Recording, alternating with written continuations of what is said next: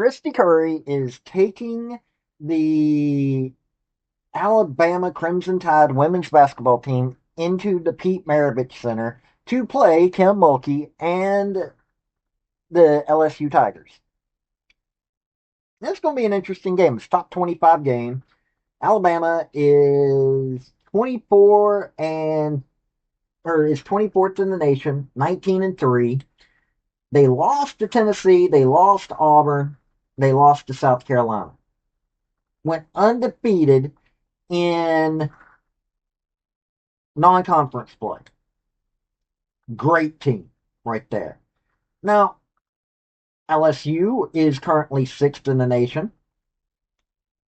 They're 20-2. They lost to Kentucky and Vandy at the opening of conference play and then righted themselves. They had some issues. It happens, but they righted themselves and they have gone back to being one of the best teams in the nation. Heck, they were one of the best teams in the nation before conference play started. Both of these are coaches that you want to watch. Christy Curry, with what she's done at Alabama, took them from a losing team into a team headed to the WNIT, now the WBIT, Women's Basketball Invitational Tournament, and has made 4 forays into the NCAA tournament. Kim Mulkey, I mean, what else can you say? National championship winner. You know, she's, in my opinion, her and Dawn Staley have raised the bar in SEC women's basketball. Now, you've got 2 players at LSU that are constantly competing as to who's going to make the most points, along with having several players to back them up that do what they need to do. Great team. Who, by the way, is actually paying attention to where they shoot the ball. That right there is far more important than a lot of teams have. On the other hand, you've got 2 good players at Alabama with some backups that they're doing okay, but not near that level. They're shooting not bad, but they're still lagging behind in a few areas. They're also overplaying a few players more than they should. You know, Kim Mulkey has a really balanced approach to how she's coaching LSU. On the other hand, Christy Curry is having to rely on certain players, and she's not playing other players like she needs to. This is going to tire Alabama out. It's going to go down the long stretch of not being able to be sustainable. But then again, though, good players want to come to LSU. They may not be getting developed as much, but their current skills are utilized to the point that it's why do you need to go past that? Now, Alabama developing into what should be an NCAA, a regular in the NCAA. So, these 2 teams are quite good. Both of them are going to the NCAAs. But right now, it's who can get ahead in the SEC. Both these teams, having the losses that they have, are not at the top of the SEC, but they are in a lot of ways. So, let's take a look at this game by the numbers. This is what I cover them by the numbers, because people look at this, or coaches look at this and go, okay, this is where we can use to our advantage. So, let's do this. Before we get into the crux of this video, hit like, hit subscribe if you like college sports, because I do college sports, primarily college football, college women's gymnastics, do a little basketball and other sports on occasion, but that's what I do, college. Also, General Robert Nealon, former University of Tennessee head football coach for decades, had 7 maxims to win any game, but they can also help you if you apply them correctly to your life. The second one is play for and make the breaks. When one comes your way, score. That is a maxim that can be also applied to your life. Look for those breaks and take it. Now, Bama, since they're headed to Pete Maravich Center, is scoring 72.2 points a game. They're only allowing 55.2 points a game. They're at 45% field goal percentage, which is good. 39.1 rebounds, a little low. 14.5 assists, a little low. 5.3 blocks, which is good. And 8.3 steals, which is, it is what it is. Now, Jessica Timmons, who leads in points, is playing an average of 31.3 minutes a game. She's averaging 16.4 points a game, 4.3 rebounds, 2.7 assists, zero point 0.8 steals, no blocks, 1.9 turnovers, 44.9 field goal percentage, and 88% from the free throw line, along with 38.4 3-point percentage. So she's not doing too bad in shot selection. Could be a little bit better. Essence Cody, second leading scorers on the court, 23.4 minutes a game, 13.3 points a game, 4.9 rebounds, 0.5 assists, 1.4 steals, 1.5 blocks, 1.4 turnovers, 59.6 field goal percentage. That's really amazing. This is a forward, by the way. She's getting some rebounds, not bad on the rebound percentage. Could be a little bit better on blocks, but man, when she shoots, she knows where she's shooting it from. 70.7 free throw percentage and 42.9 3-point percentage. That's a good number right there. She is paying attention to where she's shooting the ball. Carly Weathers, who, by the way, leads in rebounds, assists, and steals, is a guard and leading in rebounds, which is a little concerning. 32.8 minutes a game, 10.1 points a game, 6.3 rebounds a game, 3 assists. That's a little low if as a guard. 2 steals a game though, which is really good. 0.3 blocks a game, 1.6 turnovers, 44.5 field goal percentage, 66.7 free throw percentage, and 38.9 3-point percentage. Diana Collins is in there 29.9 minutes a game, 9.1 points, 3.2 rebounds, 2.7 assists, 1 steal, 0.3 blocks, 1.8 turnovers, 46% field goal percentage, 73.5 free throw percentage, and 41.2 3-point percentage. This team's averaging 36.4 from the 3-point line. But that's because you got several players that can't hit one, while you have others that are just beast. They've got they're relying on several players that know where they're shooting the ball from. They're not playing around when they shoot the ball. They're doing really good on that. But at the same time, Jessica Simmons has had 657 minutes on the court this season. Carly Weathers, 688. Diana Collins, 628.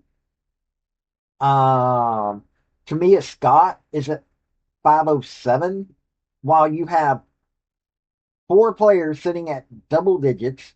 No, pardon me. 6 players at double digits. This is, while they have a deep bench, they're not tapping into it. This is going to tire your team out, not to mention for scoring. In double digits, you've only got 3 players that are in double digits. For the amount of minutes that these players are playing and they're not scoring in double digits, little worrisome. Their offense is a little slow. It's not bad, but it's just a little slow in getting to the right spots. But they're not turning over the ball, which is a good thing. And you're looking at, they're not bad at steals, assists.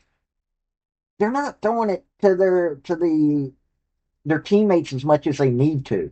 But their shot percentage, they are doing decent when it comes to that. So it's a good team. They're just tiring out their players that are being key to everything and not allowing them to get in there or get off the floor and get the rest to be able to do better. That really is going to hurt them in the long run. Now let's look at Kim Mulkey's LSU. They're averaging 98.7 points a game. That's amazing. Few teams are that high anymore. Points against 57.4. A little bit worse, but when you're than Alabama, but when you're scoring 98.7 points a game, not that big of a deal. Field goal percentage, 52%. That's one of the best in the nation. 49.2 rebounds. Really good number.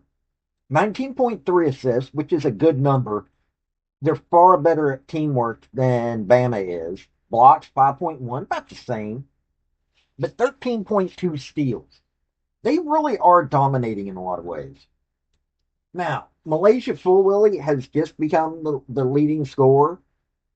She's on the court 21.1 minutes a game, 14.5 points a game. By the way, she also leads in steals and blocks. She's a guard. 3.4 rebounds, 3.5 assists, 3.4 steals, 1.1 blocks, 2.1 turnover, a little high, but 50.7 field goal percentage. She knows where she's putting the ball. 78.4 free throw percentage, but a 29.2 3-point percentage. A little low, but hey, if she's in the arc, she can do it. Flau'jae Johnson, which is everybody's been talking about, 24.9 minutes a game, 14.2 points a game, 4.4 rebounds, 2.6 assists, 1.4 steals, zero point 0.7 blocks, 1.8 turnovers, good number, 49.4 field goal percentage, another really good. She knows where she's putting the ball up, 75.6 free throw percentage, and 42.9 3-point percentage. She really does know where she's putting the ball. Michaela Williams, who is leading in assists, is at 27.2 minutes a game, 12.7 points, 4.9 rebounds, 3.9 assists, 1.4 steals, zero point 0.1 blocks, 2.1 turnover, 50.8 field goal percentage, 80.8 free throw percentage, and 42.9 3-point percentage. Third leading scorer is Amia Joyner. She's also leading in rebounds, 20.3 minutes a game, 10.5 points a game, 7.5 rebounds, 1.4 assists, zero point 0.7 steals, zero point 0.6 blocks, 1.5 turnover, 64.4 field goal percentage, 68.7 free throw percentage, but you can't hit a three-pointer. They're sitting at 37% three-point percentage, mostly because they got players that can't hit a three-pointer, which is really sad. Most everybody can, but yeah. But 52.4 field goal percentage. Most of these players, when they put up a shot, know where it's going. And by the way, Flau'jae Johnson and Michaela Williams are the only ones over, well, and Jada Richard are over 500 minutes. You got two, a little over 400. You got some that are over 300. You've only got one player that's been on the bench or on the floor for only double minutes. In other words, Kim Mulkey knows what she needs to do to get her team on and off the court, to keep them rested at the right times. And Michaela Williams, Flau'jae Johnson, and Jada Richard are doing what they need to do when they're on the court. You've got 6, 7 players that are in double digits for scoring as their average. This is a team that is balanced, that knows where they're putting their shots up. Pretty much all of them do. There's a few that don't, but pretty much all of them do. And they're winning. They when they put up, they're getting to their shots and making them. It's a really good team. Not to mention, they know how to get the ball away from the other team. They know how to keep the other team from getting a shot up. Got a few players got a little turnover prone, but nothing major. And in other words, it's a team. I can't say enough good things about LSU this season. They lost two surprising games. I mean, okay, they lost to Vandy. Most every team has lost to Vandy except for South Carolina. They've only lost the one game. Kentucky, well, it's Kentucky. I mean, they basketball's different in Kentucky, but LSU. Let me tell you something. LSU women's basketball under Kim Mulkey has been nothing short of amazing. I've grown an appreciation for. Now, Christy Curry has been building Alabama into a good team. A 45% field goal percentage is, when you're looking at several teams, not bad. Both these are good teams that should make it into the NCAAs. I'm not worried about either one of these two teams making it into the NCAA tournament. LSU should even be making a run at the SEC championship this season. And that's just it. I think LSU is a far better team, and they should win this game. Now, LSU and Alabama, that's a rivalry right there. As two schools, more in football than it is in basketball. But LSU, Alabama is a game to watch. Now, the biggest problem that Alabama's got, and like I said this before, her team is needing to be more of a team. Right now, it's over reliant on certain players, and hey, it's carried them quite a bit, but it's not sustainable. Not to mention, you've got certain players that just aren't putting up shots to get on the board. Yeah, they're making smart shots, but they're not getting shots up. When you've only got three players in double digits, yeah, there's a lot to worry about with this team. Jessica Timmons, Essence Cody, Carly Weathers, good players. You've got other players that are doing their role, but that's where LSU is going to beat them. They've got the defense to shut out the Alabama's leading scorers. Not to mention, they're going to wear down Alabama in this game. Getting later on in the season, it's going to be the 1st of February when this game is played. This is going to be I mean, yeah, Alabama could win this game. Could. Things happen all the time. LSU had a hurt player. That's why they lost the two games that they lost. But this, I think, will be a turkey shoot. I could be wrong. I really could. I mean, Alabama could win it. I'm looking at it. They've got the ability to, but I don't think they're going to be able to. LSU would have to make too many mistakes. Too many things would have to go wrong for the Tigers for Alabama to be able to do anything in this game. So it's going to be just a fun game to watch, especially if you want to see Flau'jae Johnson, who should be heading to the WNBA soon, or some pro position. I don't know what's going on with the WNBA. That whole thing is just confusing. Jessica Timmons is probably going to be considered for a WNBA spot. But these are two decent teams. Well, LSU is a great team. Alabama's a decent team. That's going to be a good game. But hey, this has been Paul with Redneck Sports. Y'all have a good day now. Bye. Hey, that's my video. Don't forget to hit like and subscribe. And comment. Don't forget that either. Hey, this has been Paul with Artlist.io. Redneck Thinker Media. I do sports, I do politics. Hit like, subscribe, and y'all, this has been Paul. Y'all have a good day now. Bye.